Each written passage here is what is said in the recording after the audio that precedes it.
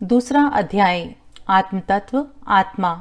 तुम में से बहुतों ने मैक्स मुलर की सुप्रसिद्ध पुस्तक वेदांत दर्शन पर 3 व्याख्यान इसको पढ़ा होगा और शायद कुछ लोगों ने इसी विषय पर प्रोफेसर डायसन की जर्मन भाषा में लिखित पुस्तक भी पढ़ी हो।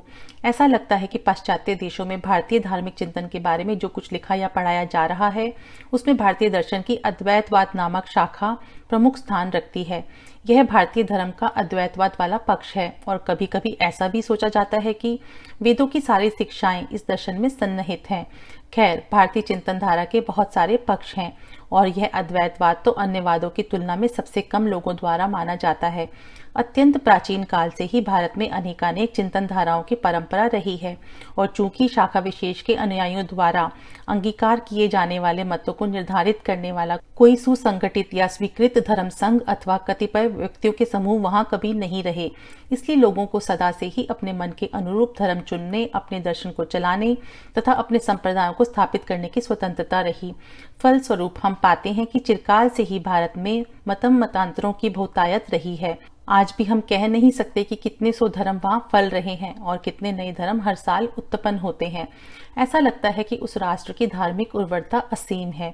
भारत में प्रचलित इन विभिन्न मतों को मोटे तौर पर 2 भागों में विभक्त किया जा सकता है, आस्तिक और नास्तिक। जो मत हिंदू धर्म ग्रंथों अर्थात वेदों को सत्य की शाश्वत निधि श्रुति मानते हैं उन्हें आस्तिक कहते हैं और जो वेदों को ना मानकर अन्य प्रमाणों पर आधारित हैं उन्हें भारत में नास्तिक कहते हैं। आधुनिक नास्तिक हिंदू मतों में 2 प्रमुख हैं, बौद्ध और जैन। आस्तिक मतावलंबी कोई कहते हैं कि शास्त्र हमारी बुद्धि से अधिक प्रामाणिक है, जबकि दूसरे मानते हैं कि शास्त्रों के केवल बुद्धि सम्मत अंश को ही स्वीकार करना चाहिए, शेष को छोड़ देना चाहिए। आस्तिक मतों के फिर 3 शाखाएं हैं, सांख्य, न्याय, मीमांसा। इनमें से पहली 2 शाखाएं किसी संप्रदाय की स्थापना करने में सफल ना हो सकीं, यद्यपि दर्शन के रूप में उनका अस्तित्व अभी भी है। एकमात्र संप्रदाय जो अभी भारत में प्राय सर्वत्र प्रचलित है वह है उत्तर मीमांसा अथवा वेदांत। इस दर्शन को वेदांत कहते हैं। भारतीय दर्शन की समस्त शाखाएं वेदांत यानी उपनिषदों से ही निकली हैं, किंतु अद्वैतवासियों ने यह नाम खासकर अपने लिए रख लिया क्योंकि वे अपने संपूर्ण धर्म ज्ञान तथा दर्शन को एकमात्र वेदांत पर ही आधारित करना चाहते थे। आगे चलकर वेदांत ने प्राधान्य प्राप्त किया और भारत में अब तो अनेकानेक संप्रदाय हैं। वे किसी न किसी रूप में उसी की शाखाएं हैं, फिर भी ये विभिन्न शाखाएं अपने विचारों में एकमत नहीं हैं। हम देखते हैं कि वेदांतियों के 3 प्रमुख भेद हैं, पर एक विषय पर सभी सहमत हैं, वह यह है कि ईश्वर के अस्तित्व में सभी विश्वास करते हैं। सभी वेदांती यह भी मानते हैं कि वेद शाश्वत आप्तवाक्य है, यद्यपि उनका ऐसा मानना उस तरह का नहीं जिस तरह ईसाई अथवा मुसलमान लोग अपने अपने धर्म ग्रंथों के बारे में मानते हैं। वे अपने ढंग से ऐसा मानते हैं। उनका कहना है कि वेदों में ईश्वर संबंधी ज्ञान सन्निहित है और चूंकि ईश्वर चिरंतन है अतः उसका ज्ञान भी शाश्वत रूप से उसके साथ है, अतः वेद भी शाश्वत है। दूसरी बात जो सभी वेदांती मानते हैं वह है सृष्टि संबंधी चक्रीय सिद्धांत। सब यह मानते हैं कि सृष्टि चक्रों या कल्पों में होती है। संपूर्ण सृष्टि का आगम और विलय होता है। आरंभ होने के बाद सृष्टि क्रमशः स्थूलतर रूप लेती जाती है और एक अपरिमेय अवधि के पश्चात पुनः सूक्ष्मतर रूप में बदलना शुरू करती है और अंत में विघटित होकर विलीन हो जाती है। इसके बाद विराम का समय आता है, सृष्टि का फिर उद्भाव होता है और फिर इसी क्रम की आवृत्ति होती है। ये लोग 2 तत्वों को स्वतः प्रमाणित मानते हैं। एक को आकाश कहते हैं जो वैज्ञानिकों के ईश्वर से मिलता जुलता है और दूसरे को प्राण कहते हैं जो एक प्रकार की शक्ति है। प्राण के विषय में इनका कहना है कि इसके कंपन से विश्व की उत्पत्ति होती है।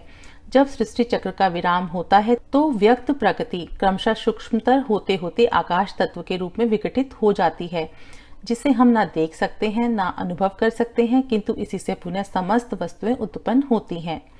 प्रकृति में हम जितनी शाखाओं को देखते हैं जैसे गुरुत्वाकर्षण, आकर्षण, विकर्षण अथवा विचार, भावना एवं स्नायिक गति, सभी अंतोगत व विघटित होकर प्राण में परिवर्तित हो जाती हैं और प्राण का स्पंदन रुक जाता है। इस स्थिति में वह तब तक रहता है जब तक सृष्टि का कार्य पुनः प्रारंभ नहीं हो जाता। उसके प्रारंभ होते ही प्राण में पुनः कंपन होने लगते हैं।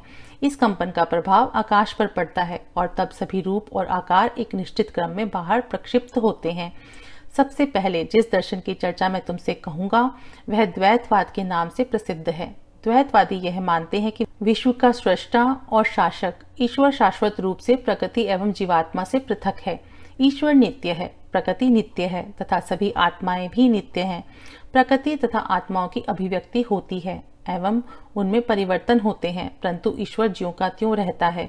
द्वैतवादियों के अनुसार ईश्वर सगुण है, उसके शरीर नहीं है पर उसमें गुण है, मानवीय गुण उसमें विद्यमान है, जैसे वह दयावान है, वह न्यायी है, वह सर्वशक्तिमान है, वह बलवान है, उसके पास पहुंचा जा सकता है, उसकी प्रार्थना की जा सकती है, उसकी भक्ति की जा सकती है, भक्ति से वह प्रसन्न होता है आदि।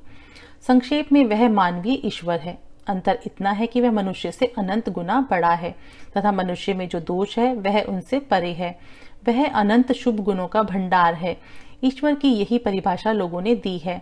वह उपादानों के बिना सृष्टि नहीं कर सकता। प्रकृति ही वह उपादान है जिससे वह समस्त विश्व की रचना करता है। कुछ वेदांतर द्वैतवादी, जिन्हें परमाणुवादी कहते हैं, यह मानते हैं कि प्रकृति असंख्य परमाणुओं के सिवा और कुछ नहीं है और ईश्वर की इच्छा शक्ति इन परमाणुओं में सक्रिय होकर सृष्टि करती है। वेदांती लोग इस परमाणु सिद्धांत को नहीं मानते। उनका कहना है कि यह नितांत तर्कहीन है। अविभाज्य परमाणु रेखागणित की बिंदुओं की तरह हैं, खंड और परमाणु रहित। किंतु ऐसी खंड और परमाणु रहित वस्तु को अगर असंख्य बार गुणित किया जाए तो भी वह ज्यों की त्यों रहेगी। फिर कोई वस्तु जिसके अवयव नहीं, ऐसी वस्तु का निर्माण नहीं कर सकती जिसके विभिन्न अवयव हों। चाहे जितने भी शून्य इकट्ठे हो जाएं, उनसे कोई पूर्ण संख्या नहीं बन सकती। इसलिए अगर ये परमाणु अविभाज्य हैं तथा परिमाण रहित हैं तो इनसे विश्व की सृष्टि सर्वथा असंभव है। अतएव वेदांती द्वैतवादी अविश्लिष्ट एवं अविभेद्य प्रकृति में विश्वास करते हैं जिससे ईश्वर सृष्टि की रचना करता है। भारत में अधिकांश लोग द्वैतवादी हैं। मानव प्रकृति सामान्यतः इससे अधिक उच्च कल्पना नहीं कर सकती।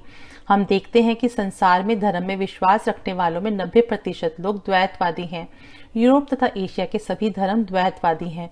वैसा होने के लिए विवश हैं। कारण सामान्य मनुष्य उस वस्तु की कल्पना नहीं कर सकता जो मूर्त ना हो, इसलिए स्वभावतः वह वस्तु से चिपकना चाहता है जो उसकी बुद्धि की पकड़ में आती है। तात्पर्य यह है कि वह उच्च आध्यात्मिक भावनाओं को तभी समझ सकता है जब वह उसके स्तर पर नीचे उतर आए। वह सूक्ष्म भावों को स्थूल रूप में ही ग्रहण कर सकता है। संपूर्ण विश्व में सामान्य लोगों के लिए यही धर्म है। वे एक ऐसे ईश्वर में विश्वास करते हैं जो उनसे पूर्णतया पृथक, मानो एक बड़ा राजा, अत्यंत बलिष्ठ सम्राट हो। साथ ही वे उसे पृथ्वी के राजाओं की अपेक्षा अधिक पवित्र बना देते हैं। वे उसे समस्त दुर्गुणों से रहित, समस्त सद्गुणों का आधार बना देते हैं। जैसे कहीं अशुभ के बिना शुभ और अंधकार के बिना प्रकाश संभव हो। सभी द्वैतवादी सिद्धांतों के साथ एक कठिनाई यह है कि असंख्य सद्गुणों के भंडार, न्यायी तथा दयालु ईश्वर के राज्य में इतने कष्ट कैसे हो सकते हैं। यह प्रश्न द्वैतवादी धर्म के समक्ष है, पर हिंदुओं ने कभी भी इसे सुलझाने के लिए शैतान की कल्पना नहीं की। हिंदुओं ने एक मत से स्वयं मनुष्य को ही दोषी माना है और उनके लिए ऐसा मानना आसान भी था। क्यों? इसलिए कि जैसा मैंने तुमसे अभी कहा, वे मानते हैं कि आत्मा की सृष्टि शून्य से नहीं हुई है। इस जीवन में हम देखते हैं कि हम अपने भविष्य का निर्माण कर सकते हैं। हम में से प्रत्येक हर रोज आने वाले कल के निर्माण में लगा रहता है। आज हम कल के भाग्य को निश्चित करते हैं और इसी तरह यह क्रम चलता रहता है। इसलिए इस तर्क को यदि हम पीछे की ओर ले चलें तो भी यह पूर्णतः युक्ति संगत होगा। अगर हम अपने ही कर्मों से भविष्य को निश्चित करते हैं तो यही तर्क हम अतीत के लिए भी क्यों ना लागू करें। अगर किसी अनंत श्रृंखला की कुछ कड़ियों की पुनरावृत्ति होते हम बारंबार देखें तो कड़ियों के इन समूहों के आधार पर हम समूची श्रृंखला की भी व्याख्या कर सकते हैं। इसी तरह इस अनंत काल के कुछ भाग को लेकर अगर हम उनकी व्याख्या कर सकें और समझ सकें तो यही व्याख्या समय की समूची अनंत श्रृंखला के लिए भी सत्य होगी। यदि प्रकृति में एक रूपता हो तो काल की संपूर्ण श्रृंखला पर यही व्याख्या लागू होगी।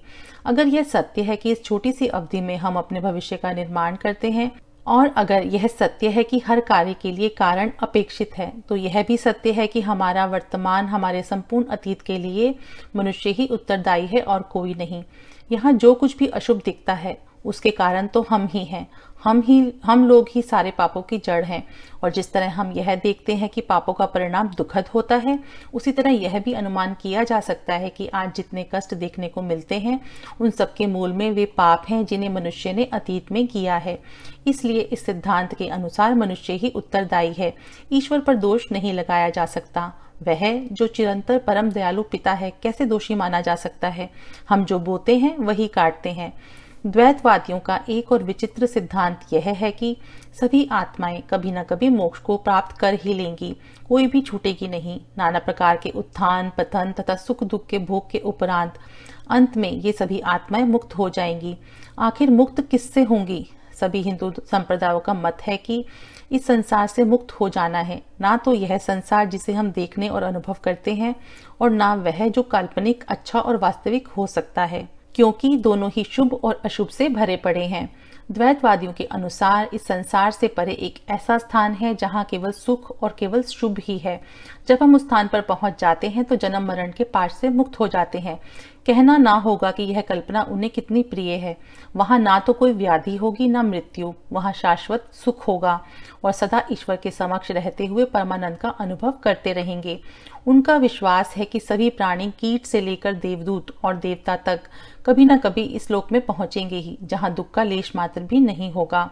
किंतु अपने इस जगत का अंत नहीं होगा। तरंग की भांति यह सत्य चलता रहेगा। निरंतर परिवर्तित होते रहने के बावजूद इसका कभी अंत नहीं होता। मोक्ष प्राप्त करने वाली आत्माओं की संख्या अपरिमित है।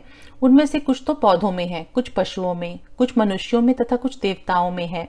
पर सबके सब उच्चतम देवता भी अपूर्ण है, बंधन में है। यह बंधन क्या है? जन्म और मरण की अपरिहार्यता। उच्चतम देवों को भी मरना पड़ता है। देवता क्या हैं? वे विशिष्ट अवस्थाओं या पदों के प्रतीक हैं। उदाहरण स्वरूप इंद्र, जो देवताओं के राजा हैं, एक पद विशेष के प्रतीक हैं। कोई अत्यंत उच्च आत्मा इस कल्प से उस पद पर विराजमान है। इस कल्प के बाद पुनः मनुष्य रूप में पृथ्वी पर अवतरित होगी, और इस कल्प में जो दूसरी उच्चतम आत्मा होगी वह उस पद पर जाकर आसीन होगी। ठीक यही बात अन्य सभी देवताओं के बारे में भी है। वे विशिष्ट पदों के प्रतीक हैं, जिन पर एक के बाद एक करोड़ों आत्माओं ने काम किया है और वहां से उतरकर मनुष्य का जन्म लिया है। जो मनुष्य कल की आकांक्षा से इस लोक में परोपकार तथा अच्छे काम करते हैं और स्वयं अथवा यश प्राप्ति की आशा करते हैं, वे मरने पर देवता बनकर अपने किए वाले फल भोगते हैं। याद रहे कि यह मोक्ष नहीं है। मोक्ष फल की आशा रखने से नहीं मिलता। मनुष्य जिस किसी भी चीज की आकांक्षा करता है, ईश्वर उसे वह दे देता है। आदमी शक्ति चाहता है, पद चाहता है, देवताओं की भांति सुख चाहता है। उसकी इच्छाएं तो पूरी हो जाती हैं, पर उसके कर्म का कोई शाश्वत फल नहीं होता। एक निश्चित अवधि के बाद उसके पुण्य का प्रभाव समाप्त हो जाता है, चाहे वह अवधि कितनी ही लंबी क्यों ना हो। उसके समाप्त होने पर उसका प्रभाव समाप्त हो जाएगा और तब वे देवता पुनः मनुष्य हो जाएंगे और उन्हें मोक्ष प्राप्ति का दूसरा अवसर मिलेगा। निम्न कोटि के पशु क्रमशः मनुष्यत्व की ओर बढ़ेंगे, फिर देवत्व की ओर, और तब शायद पुनः मनुष्य बनेंगे अथवा पशु हो जाएंगे। यह क्रम तब तक चलता रहेगा जब तक वे वासना से रहित नहीं हो जाते, जीवन की तृष्णा को छोड़ नहीं देते और मैं और मेरा के मोह से मुक्त नहीं हो जाते। यह मैं और मेरा ही संसार में सारे पापों का मूल है। अगर तुम किसी द्वैतवादी से पूछो कि क्या तुम्हारा बच्चा तुम्हारा है, तो वह फौरन कहेगा, यह तो ईश्वर का है। मेरी संपत्ति मेरी नहीं बल्कि ईश्वर की है। सब कुछ ईश्वर का है, ऐसा ही मानना चाहिए। भारत में ये द्वैतवादी पक्के निरामिष और अहिंसावादी हैं, किंतु उनके ये विचार बौद्ध लोगों के विचारों से भिन्न हैं। अगर तुम किसी बौद्ध धर्मावलंबी से पूछो, आप क्यों अहिंसा का उपदेश देते हैं, तो वह उत्तर देगा, हमें किसी के प्राण लेने का अधिकार नहीं है। किंतु अगर तुम किसी द्वैतवादी से पूछो, आप जीव हिंसा क्यों नहीं करते, तो वह कहेगा, क्योंकि सभी जीव तो ईश्वर के हैं। इस तरह द्वैतवादी मानते हैं कि मैं और मेरा का प्रयोग केवल ईश्वर के संबंध में ही करना चाहिए। मैं का संबोधन केवल वही कर सकता है और सारी चीजें भी उसी की हैं। जब मनुष्य इस स्तर पर पहुंच जाए कि मैं और मेरा का भाव उसमें ना रहे, सारी चीजों को ईश्वरीय मानने लगे, हर प्राणी से प्रेम करने लगे और किसी पशु के लिए भी अपना जीवन देने के लिए तैयार रहे, और ये सारे भाव बिना किसी प्रतिफल की आकांक्षा से हों, तो उसका हृदय स्वतः पवित्र हो जाएगा तथा उस पवित्र हृदय में ईश्वर के प्रति प्रेम उत्पन्न होगा। ईश्वर ही सभी आत्माओं के आकर्षण का केंद्र है। द्वैतवादी कहते हैं, अगर कोई सुई मिट्टी से ढकी हो तो उस पर चुंबक का प्रभाव ना होगा, पर ज्यों ही उस पर से मिट्टी को हटा दिया जाएगा त्यों ही वह चुंबक की ओर आकृष्ट होगी। ईश्वर चुंबक है और मनुष्य की आत्मा सुई। पाप रूपी मल इसको ढके रहता है। जैसे ही कोई आत्मा इस मल से रहित हो जाती है, वैसे ही प्राकृतिक आकर्षण से वह ईश्वर के पास चली जाती है और सनातन रूप से उसके साथ रहने लगती है, यद्यपि उसका ईश्वर से कभी तदात्म्य नहीं होता। पूर्ण आत्मा अपनी इच्छा के अनुरूप स्वरूप ग्रहण कर सकती है। अगर वह चाहे तो सैकड़ों रूप धारण कर सकती है और चाहे तो कोई भी रूप ना ले। यह लगभग सर्वशक्तिमती हो जाती है। अंतर केवल इतना रहता है कि यह सृष्टि नहीं कर सकती। सृष्टि करने की शक्ति केवल ईश्वर ही को है, चाहे कोई कितना भी पूर्ण क्यों ना हो। वह विषम नियंत्रण नहीं हो सकता। यह काम केवल ईश्वर ही कर सकता है। किंतु जो आत्माएं पूर्ण हो जाती हैं, वे सभी आनंद से ईश्वर के साथ रहती हैं। द्वैतवादी लोगों की यही धारणा है। यह द्वैतवादी एक दूसरा भी उपदेश देते हैं, प्रभु मुझे यह दो, मुझे वह दो। ईश्वर से इस तरह की प्रार्थना करने पर इन लोगों को आपत्ति है। ये समझते हैं कि ऐसा नहीं करना चाहिए। अगर मनुष्य को कुछ न कुछ वरदान मांगना ही है तो वह ईश्वर से ना मांगे, बल्कि छोटे छोटे देवी देवताओं अथवा पूर्ण आत्माओं से मांगे। ईश्वर केवल प्रेम के लिए है। यह तो कलंक की बात है कि हम ईश्वर से भी मुझे यह दो वह दो ऐसा निवेदन करते हैं। इसलिए द्वैतवादी कहते हैं कि मनुष्य अपनी वासनाओं की पूर्ति तो निम्न कोटि के देवताओं को प्रसन्न करके कर ले, पर अगर वह मोक्ष चाहता है तो उसे ईश्वर की पूजा करनी होगी। भारतवर्ष में असंख्य लोगों का यही धर्म है। असली वेदांत दर्शन विशिष्ट अद्वैत से प्रारंभ होता है। इस संप्रदाय का कहना है कि कार्य कभी कारण से भिन्न नहीं होता, कारण ही परिवर्तित रूप में कार्य बनकर आता है। अगर सृष्टि कार्य है और ईश्वर कारण, तो ईश्वर और सृष्टि दो नहीं है। वे अपना तर्क इस तरह आरंभ करते हैं कि ईश्वर जगत का निमित्त तथा उत्पादन कारण है, अर्थात इस सृष्टि का ईश्वर ही स्वयं करता है और वही स्वयं इसका उत्पादन भी है, जिससे संपूर्ण प्रकृति प्रक्षिप्त हुई है। तुम्हारी भाषा में जो क्रिएशन शब्द है, वस्तुतः संस्कृत में उसका समानार्थक शब्द नहीं है, क्योंकि भारत में ऐसा कोई संप्रदाय नहीं जो पाश्चात्य लोगों की तरह यह मानता हो कि प्रकृति की स्थापना शून्य से हुई है। हो सकता है कि आरंभ में कुछ लोग ऐसा मानते भी हों, पर शीघ्र ही उनको दबा दिया गया होगा। मेरे जानते आजकल कोई ऐसा संप्रदाय नहीं है जो इस धारणा में विश्वास करता हो। सृष्टि से हम लोगों का तात्पर्य है किसी ऐसी वस्तु का प्रक्षेपण जो पहले से ही हो। इस विशिष्ट अद्वैत संप्रदाय के अनुसार तो सारा विश्व स्वयं ईश्वर ही है। वेदों में कहा गया है, जिस तरह मकड़ी अपने ही शरीर से तंतुओं को निकालती है, उसी तरह यह सारा विश्व भी ईश्वर से प्रादुर्भूत हुआ है। अब अगर कार्य कारण का ही दूसरा रूप है तो प्रश्न उठता है कि ईश्वर जो चेतन और शाश्वत ज्ञान स्वरूप है, किस तरह इस भौतिक स्थूल और अचेतन जगत का कारण हो सकता है। अगर कारण परम शुद्ध और पूर्ण हो तो कार्य अन्यथा कैसे हो सकता है। ये विशिष्टवादी क्या कहते हैं, उनका एक विचित्र सिद्धांत है।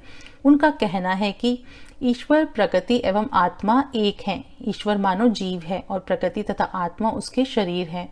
जिस तरह मेरे एक शरीर तथा एक आत्मा है, ठीक उसी तरह संपूर्ण विश्व एवं सारी आत्माएं ईश्वर के शरीर हैं और ईश्वर सारी आत्माओं की आत्मा है।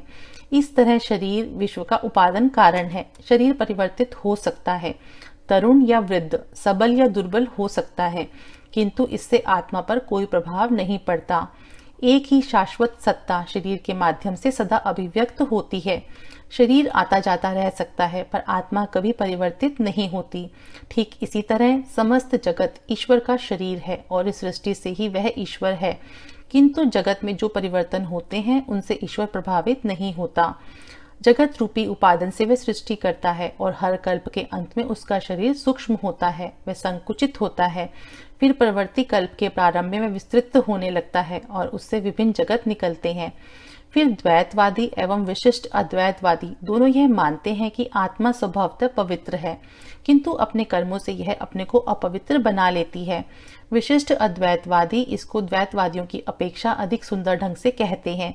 उनका कहना है कि आत्मा की पवित्रता एवं पूर्णता कभी संकुचित हो जाती है, पर फिर ज्यों की त्यों हो जाती है, और हमारा प्रयास यह है कि उसकी अवस्था को बदलकर पुनः उसकी पूर्णता, पवित्रता एवं शक्ति को स्वाभाविक स्थिति में ले आएं। आत्मा के अनेक गुण हैं, पर उसमें सर्वशक्तिमत्ता या सर्वज्ञता नहीं है। हर पाप कर्म उसकी प्रकृति को संकुचित कर देता है और पुण्य कर्म विस्तीर्ण। जिस तरह किसी प्रज्वलित अग्नि से उसी जैसे करोड़ों स्फुलिंग निकलते हैं, उसी तरह इस अपरिमेय सत्ता ईश्वर से भी सभी आत्माएं निकलती हैं। सबका उद्देश्य एक ही है। विशिष्ट अद्वैतवादियों का ईश्वर भी सगुण है, पर विशेषता यह है कि वह विश्व की हर चीज में व्याप्त है। वह विश्व की हर वस्तु में जगत अंतर्निहित है।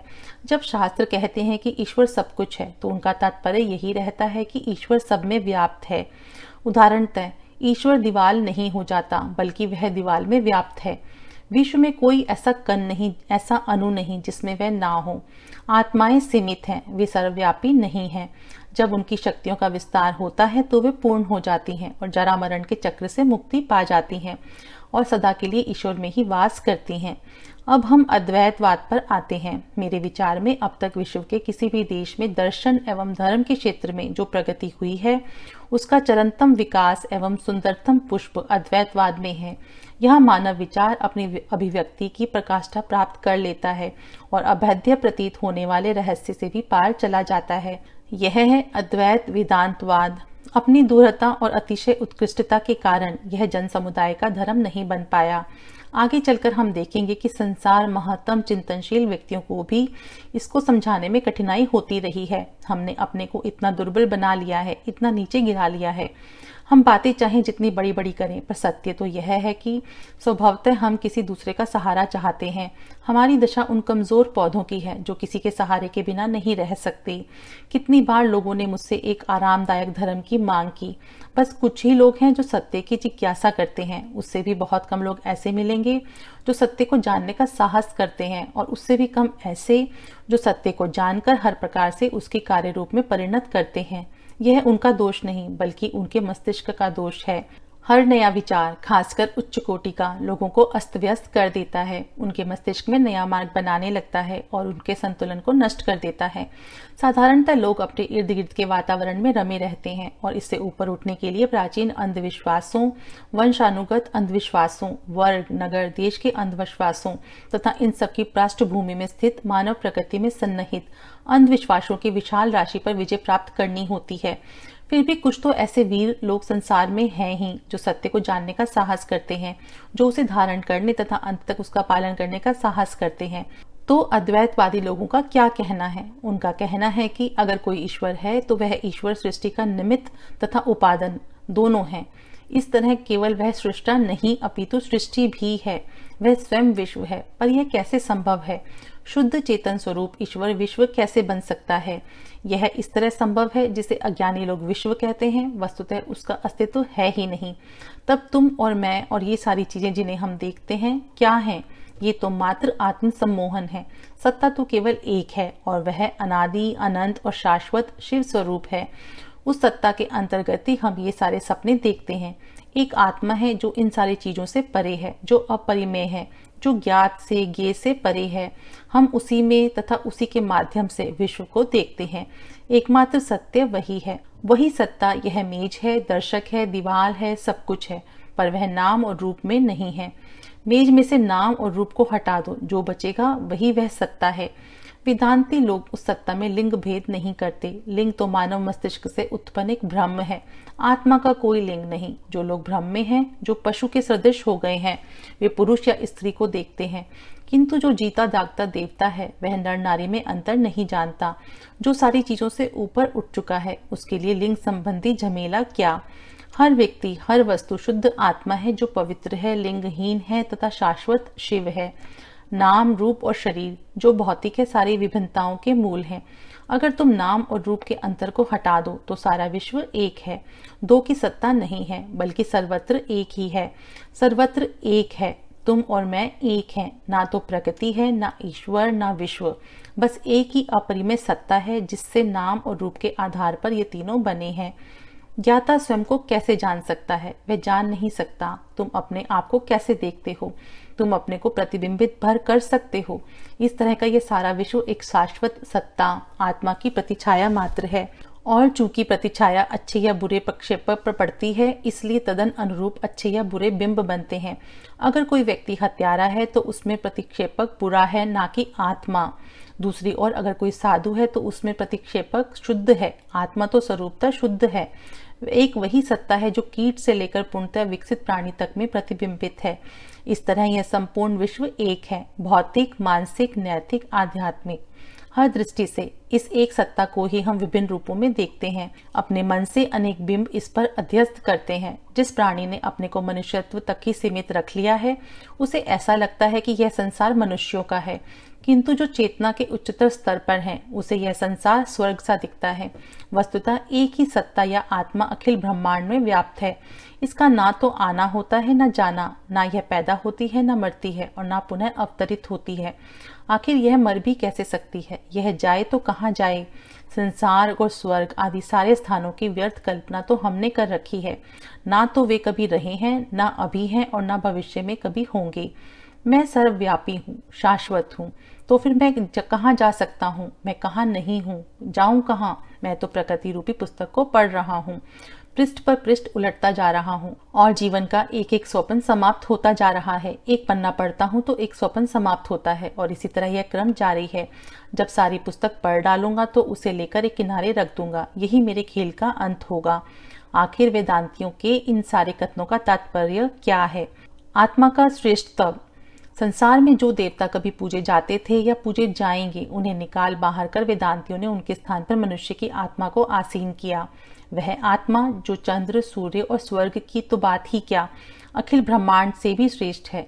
संपूर्ण शास्त्र एवं विज्ञान मनुष्य के रूप में प्रकट होने वाले इस आत्मा की महिमा की कल्पना भी नहीं कर सकती। यह समस्त ईश्वरों में श्रेष्ठ है। एकमात्र वही ईश्वर है जिसकी सत्ता सदैव थी, सदैव है और सदैव रहेगी। इसलिए मैं किसी अन्य की नहीं बल्कि अपनी ही पूजा करूंगा। मैं अपनी ही आत्मा की पूजा करता हूँ, यही वेदांती कहता है। मैं किसे नमन करूं? स्वयं को। मैं सहायता मांगू भी तो किससे? कौन मुझ एकमात्र अपरिमेय सत्ता को सहायता देने वाला है? ये सब केवल भ्रम और स्वप्न है। कब, किसने, किसकी सहायता की है? अगर तुम द्वैतवाद में विश्वास करने वाली किसी कमजोर प्राणी को गिड़गिड़ाते और स्वर्ग से सहायता की भीख मांगते देखो तो यही समझो कि वह व्यक्ति जानता नहीं कि स्वर्ग उसके भीतर है। यह ठीक है कि उसकी याचना सार्थक भी होती है, उसे सहायता भी मिलती है, पर यह सहायता स्वर्ग से नहीं अपितु उसके अंदर से ही आती है। भ्रमवश वह समझ लेता है कि वह बाहर से आती है। एक उदाहरण लो, कोई रोगी है, उसे किवाड़ खटखटाने की आवाज सुनाई पड़ती है। वह जाकर किवाड़ खोलता है पर उसे कोई नहीं दिखता। वह लौट कर आ जाता है पर फिर खटखटाहट होती है और वह जाकर दरवाजा खोलता है पर फिर उसे कोई नहीं दिखता। इस बार वह आकर सोता है तो पाता है कि वह खटखटाहट तो स्वयं उसके हृदय की धड़कन है। इस तरह आदमी भ्रमवश अपने से बाहर विभिन्न देवताओं की तलाश में रहता है, पर जब उसके अज्ञान का चक्कर समाप्त होता है तो वह पुनः लौटकर अपनी आत्मा पर आ टिकता है।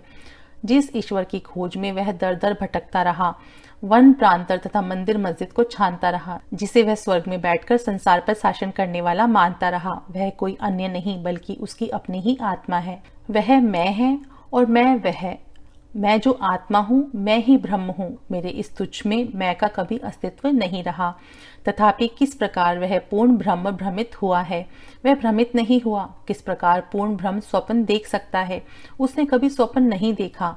सत्य कभी स्वप्न नहीं देखता। यह प्रश्न ही कि आत्मा को भ्रम कैसे हुआ बेतुका है। भ्रम से भ्रम की उत्पत्ति होती है, पर जैसे ही सत्य का दर्शन होता है भ्रम दूर हो जाता है। भ्रम सदा भ्रम पर आधारित रहता है। सत्य, ईश्वर तथा आत्मा कभी उसके आधार नहीं हो सकते। तुम कदापि भ्रम में नहीं हो। वही भ्रम जो तुम्हें तुम्हारे सन्मुख है।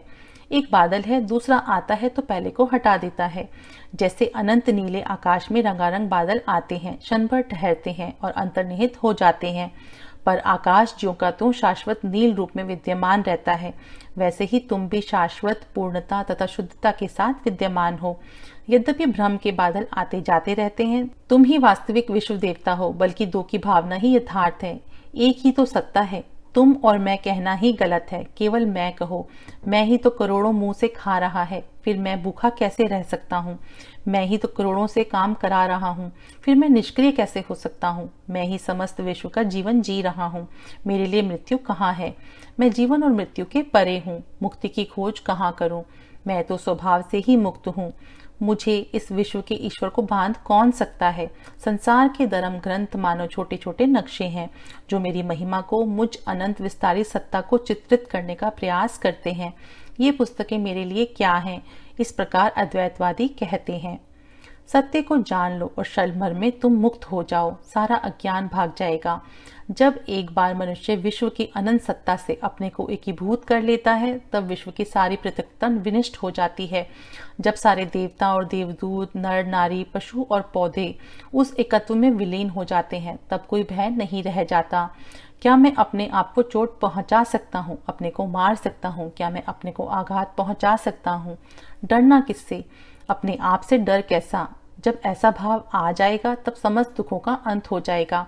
मेरे दुख का कारण क्या हो सकता है? मैं ही तो समस्त विश्व की एकमात्र सत्ता हूँ। तब किसी से ईर्ष्या नहीं रह जाएगी, क्योंकि ईर्ष्या किससे? स्वयं से। तब समस्त अशुभ भावनाएं समाप्त हो जाएंगी। किसके विपक्ष में मैं अशुभ भावना रख सकता हूँ? स्वयं के विरुद्ध। विश्व में मेरे सिवा और है कौन?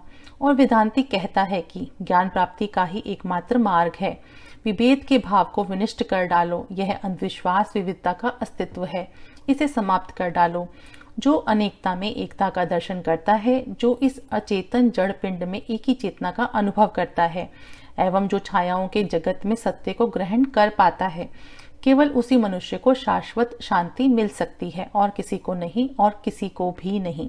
ईश्वर के संबंध में भारतीय दर्शन ने जो 3 कदम उठाए, उनकी ये ही प्रमुख विशेषताएं हैं। हमने देखा है कि इसका प्रारंभ ऐसे ईश्वर की कल्पना से हुआ जो सगुण व्यक्ति है तथा विश्व से परे है। यह दर्शन बृहद ब्रह्मांड से सूक्ष्म ब्रह्मांड ईश्वर तक आया, जिसे विश्व में अंतर्व्याप्त माना गया, और अंत में आत्मा ही को परमात्मा मानकर संपूर्ण विश्व में सत्ता की अभिव्यक्ति को स्वीकार किया गया। वेदों की यही चरम शिक्षा है। इस तरह यह दर्शन द्वैतवाद से प्रारंभ होकर विशिष्ट अद्वैतवाद से होता हुआ शुद्ध अद्वैतवाद में विकसित होता है। हम लोग जानते हैं कि संसार में बहुत कम लोग ही इस अंतिम अवस्था तक आ सकते हैं, या यहाँ तक कि इसमें विश्वास करने का साहस रख सकते हैं, और इसे व्यवहार में लाने वाले तो विरले ही होते हैं। फिर भी इतना स्पष्ट है कि संपूर्ण नीति शास्त्र और आध्यात्मिकता का रहस्य यही है। क्यों सब लोग कहते हैं दूसरे की भलाई करो? इसका कारण कहाँ है? क्यों सभी महान व्यक्ति मानव जाति में विश्व बंधुत्व की शिक्षा देते हैं और महत्तर व्यक्ति समस्त प्राणियों में? कारण यह है कि चाहे वे जाने या ना जाने, पर उनकी हर धारणा, उनके हर तर्कहीन और व्यक्तित्व अंधविश्वास के मूल में निहित एक आत्मा का शाश्वत प्रकाश बार बार अपनी अनंत व्यापकता को प्रकट करता है, अनेक रूपों में विद्यमान अपनी एक सत्ता का प्रतिपादन करता है। फिर भारतीय दर्शन अपनी चरम अवस्था पर पहुंचकर विश्व की यूं व्याख्या करता है। विश्व एक ही है, पर इंद्रियों को यह भौतिक लगता है, बुद्धि को आत्माओं का संग्रह दिखता है, और आध्यात्मिक दृष्टि से ईश्वर के रूप में प्रकट होता है। उस व्यक्ति को जो अपने ऊपर पापों का पर्दा डाले रहता है, यह गर्हित लगेगा, किंतु जो सत्य आनंद की खोज में है, उसे यह स्वर्ग सा लगेगा, और जो आध्यात्मिक रूप से पूर्णता विकसित है, उसके लिए यह सब अंतर्निहित हो जाएगा। उसे केवल अपनी ही आत्मा का विस्तार प्रतीत होगा। अभी वर्तमान समय में समाज की जैसी स्थिति है, उसमें दर्शन की इन 3 अवस्थाओं की नितांत आवश्यकता है। ये अवस्थाएं परस्पर विरोधी नहीं, बल्कि एक दूसरे के पूरक हैं। अद्वैतवादी तथा विशिष्ट अद्वैतवादी यह नहीं कहते कि द्वैतवाद गलत है। वे कहते हैं द्वैतवाद भी ठीक है, पर कुछ निम्न स्तर का। यह भी सत्य की ओर ले जाता है। इसलिए हर व्यक्ति को अपना अपना जीवन दर्शन अपने विचारों के अनुसार निश्चित करने की स्वतंत्रता है। तुम किसी को आघात मत पहुंचाओ, किसी की स्थिति को अस्वीकार मत करो। जिस स्थिति में वह है स्वीकार करो, और यदि तुम कर सकते हो तो उसे अपने हाथों का सहारा दो और उसे एक उच्चतर स्तर पर ले जाओ, पर उसे हानि ना पहुंचाओ और उसे विनष्ट मत करो। अंत में तो सबको सत्य को पाना ही है। जब सारी वासनाओं का अंत हो जाएगा, तब यह नश्वर मानव ही अमर बनेगा, तब यह मानव ही ईश्वर बन जाएगा।